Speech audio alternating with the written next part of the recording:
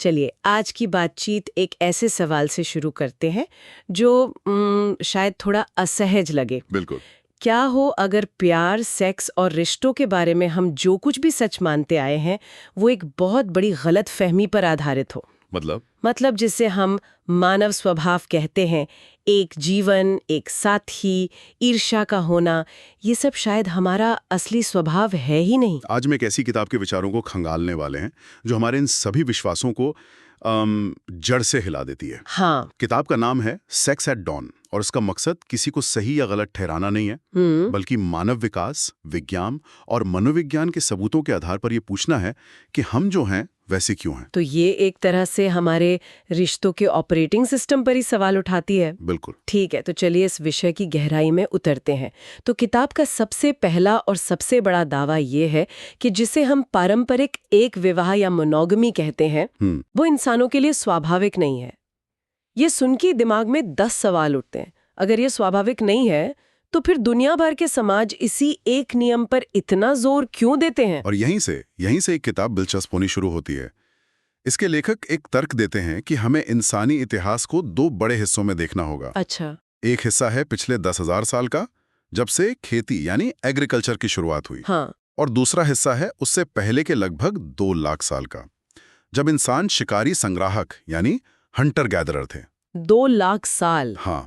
किताब का कहना है कि हमारा शरीर और हमारा दिमाग उस 2 लाख साल वाले माहौल में विकसित हुआ, ना कि इन पिछले 10,000 सालों में। एक मिनट, मतलब आप कह रहे हैं कि खेती शुरू होने से पहले तक, हजारों पीढ़ियों तक मोनोगमी शायद थी नहीं? यही किताब का मुख्य तर्क है। ये तो सोचना भी बहुत अजीब है। तो फिर समाज चलता कैसे था? परिवार का क्या मतलब था तब? ये एक बेहतरीन सवाल है। उस दौर के समाज की कल्पना कीजिए। लोग 50-100 के छोटे आपस में बहुत जुड़े हुए समूहों में रहते थे। ठीक है। वहां मेरी जमीन, मेरा घर जैसा कोई कॉन्सेप्ट नहीं था। सब कुछ साझा था। सब कुछ साझा होता था, खाना, सुरक्षा और यहां तक कि बच्चों की परवरिश भी। किताब के मुताबिक ऐसे समाज में यौनिकता पर सख्त पाबंदी लगाना समूह के लिए फायदेमंद नहीं था। मतलब सेक्स का मकसद सिर्फ बच्चे पैदा करना नहीं था, बल्कि कुछ और भी था। बिल्कुल। उस माहौल में सेक्स एक तरह का सामाजिक गोंद था और सोशल ग्लू। Social glue? हाँ, जैसे आज के जमाने में ऑफिस की कोई टीम बिल्डिंग एक्टिविटी होती है या दोस्तों के साथ वीकेंड पर मिलना जुलना। किताब के मुताबिक उस समाज में सेक्स का एक काम यह भी था, तनाव कम करना, रिश्ते बनाना और पूरे ग्रुप को एक साथ जोड़कर रखना। तो ये सिर्फ 2 लोगों के बीच का निजी मामला नहीं था? नहीं, ये समुदाय को मजबूत करने का एक तरीका था। ठीक है, मैं ये कृषि और संपत्ति वाली बात समझ रही हूँ। जब निजी संपत्ति आई तो ये सवाल उठा कि वो मेरे बाद किसे मिलेगी। हाँ। और उसके लिए ये जानना जरूरी हो गया कि मेरा बच्चा कौन है। इससे यौनिकता पर नियंत्रण आया। लेकिन क्या ये थोड़ा ज्यादा सरल नहीं है? क्या इंसानी भावनाओं में, जैसे किसी एक इंसान से गहरा जुड़ाव महसूस करने में, कोई जैविक आधार नहीं है? क्या सब कुछ सिर्फ अर्थव्यवस्था से तय होता है? नहीं, और किताब ऐसा कहती भी नहीं है कि सब कुछ अर्थव्यवस्था है। वो ये नहीं कह रही कि इंसान गहरे बंधन नहीं बना सकते। अच्छा। वो कह रही है कि हम एक लचीले रिश्ते वाली प्रजाति हैं। फ्लेक्सिबल। हाँ, हमारे विकास ने हमें किसी एक ही ढर्रे पर नहीं चलाया। यहाँ हमारे सबसे करीबी रिश्तेदारों यानी चिंपांजी और बोनोबोस का उदाहरण बहुत दिलचस्प है। हाँ, मैंने उनके बारे में सुना है। वो कैसे अलग हैं? चिंपांजी समाज में काफी हिंसा और पद के लिए लड़ाई होती है। नर बहुत आक्रामक होते हैं। वहीं दूसरी तरफ बोनोबो हैं। उनका समाज शांतिपूर्ण और समतावादी होता है, जिसे अक्सर मादाएं लीड करती हैं। अच्छा। और आपको पता है वो तनाव और झगड़े कैसे सुलझाते हैं? कैसे? सेक्स के जरिए। उनके लिए सेक्स सिर्फ प्रजनन नहीं, बल्कि दोस्ती बनाने, माफी मांगने और खुशी मनाने का भी एक तरीका है। वाह। किताब का तर्क है कि शुरुआती इंसान इन दोनों के बीच कहीं थे। हमारे अंदर बंधन बनाने की गहरी इच्छा भी है और नई चीजों के प्रति आकर्षण भी। तो मतलब हमारे अंदर मिले-जुले संकेत, मिक्स्ड सिग्नल्स पहले से ही मौजूद हैं। बिल्कुल। हम एक तरफ सुरक्षा और स्थिरता चाहते हैं और दूसरी तरफ रोमांच और नयापन भी। हाँ। और समाज हमसे कहता है कि इन दोनों में से सिर्फ एक को चुनो और अगर तुमने दूसरा चुना तो तुम गलत हो। आपने बिल्कुल सही पकड़ा।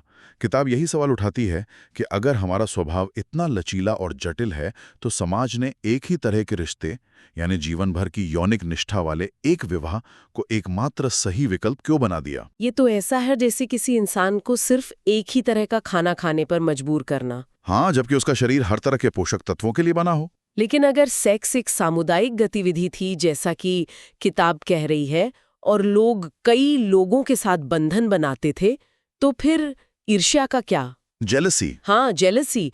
अगर कोई किसी एक इंसान को अपना नहीं समझता था तो क्या जेलसी होती ही नहीं थी? ये मानना तो आज बहुत मुश्किल लगता है। ये तो एक बहुत ही स्वाभाविक, एक प्राइमल इमोशन लगता है। ये शायद इस किताब का सबसे ज्यादा चौंकाने वाला हिस्सा है।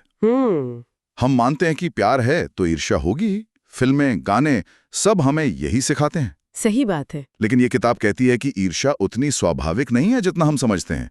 ये ज्यादातर असुरक्षा, कमी के डर और मालिकाना हक की भावना से पैदा होती है।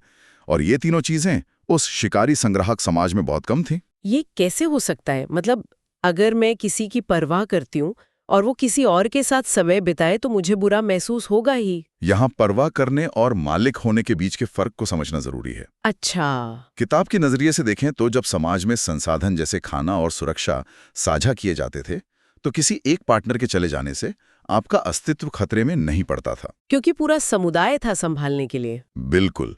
आपकी भावनात्मक और शारीरिक सुरक्षा पूरे समुदाय से जुड़ी थी, किसी एक व्यक्ति से नहीं। ईर्ष्या तब एक बड़ी भावना बनती है जब आपका पार्टनर आपकी एकमात्र उम्मीद बन जाता है, आर्थिक सुरक्षा के लिए, भावनात्मक सहारे के लिए, हर चीज के लिए। तब उसे खोने का डर बहुत बड़ा हो जाता है। तो ये एक तरह से सीखा हुआ व्यवहार है जो संपत्ति और कमी की मानसिकता से जुड़ा है। हाँ, किताब इसे एक प्राकृतिक भावना के बजाय एक सीखी हुई प्रतिक्रिया के रूप में देखती है।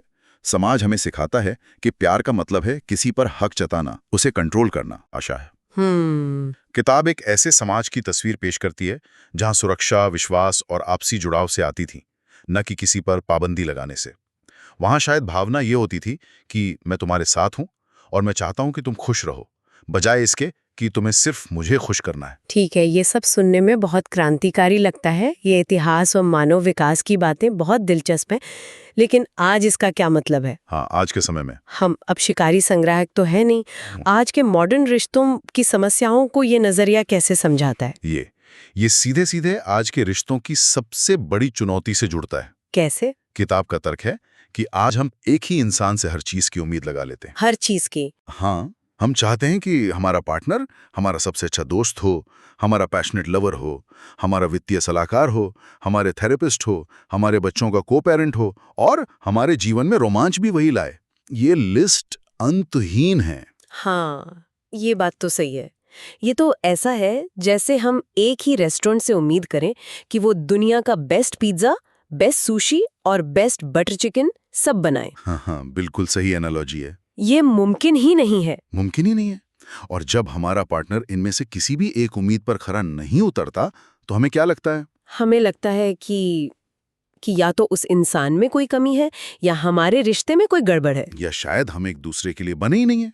हम धोखा, निराशा, अपराध बोध और असफलता महसूस करते हैं। जबकि किताब कह रही है कि असली समस्या इंसान नहीं है, हाँ, बल्कि ये अवास्तविक उम्मीदें हैं जो हमने एक ही रिश्ते पर लाद दी हैं। एग्जैक्टली। हमारा शिकारी संग्राहक दिमाग आज भी एक गांव की तलाश में है, एक समुदाय की जहां अलग अलग जरूरतें अलग अलग लोगों से पूरी हों। लेकिन हम उस पूरे गांव का बोझ एक अकेले इंसान के कंधों पे डाल देते हैं और फिर हम हैरान होते हैं कि रिश्ते इतने मुश्किल क्यों हैं। तो फिर इसका समाधान क्या है? क्या ये किताब कह रही है कि सारे नियम तोड़ दो, प्रतिबद्धता बेकार है, या हर किसी को ओपन रिलेशनशिप में होना चाहिए? मुझे लगता है ये एक बहुत आम गलतफहमी हो सकती है इस किताब को लेकर। हाँ, ये हो सकती है। ये अराजकता का प्रचार तो नहीं कर रही। आपकी बात सही है कि ये प्रतिबद्धता के खिलाफ नहीं है, लेकिन ये प्रतिबद्धता की परिभाषा को जरूर चुनौती देती है। अच्छा।